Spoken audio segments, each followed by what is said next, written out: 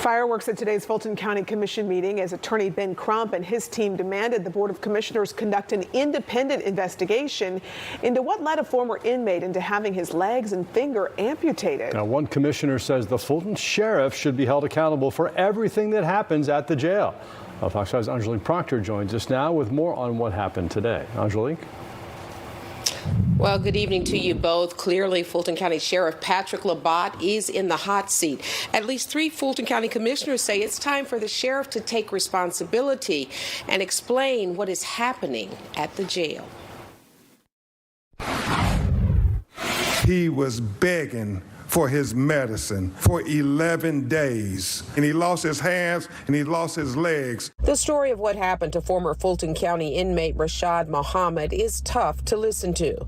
A bladder infection turned into a life-changing condition when his legs and fingers were amputated after going into septic shock. His high-profile attorney, Ben Crump, demands an independent investigation into what went wrong at the Fulton County Jail to lead to such an unimaginable outcome. We want transparency. Who made the decision to keep the medical provider, whether it's the sheriff or was it the county commission? One Fulton County commissioner says whatever happened, the buck should stop with Fulton County Sheriff Patrick Labatt. If our sheriff was a different color, you would see lines down the street getting him out of office. But because he is the same color I am, I'm supposed to turn the other way. I'm not going to do it. Contact the office of the governor, request that he exercise his power to intervene, to investigate, and to consider the suspension of the office of the sheriff. Custody of a defendant pending trial is in the sheriff of the county wherein the offense was committed, and the responsibility for safe and sure confinement is that of the sheriff. Certainly what happened to Mr. Muhammad is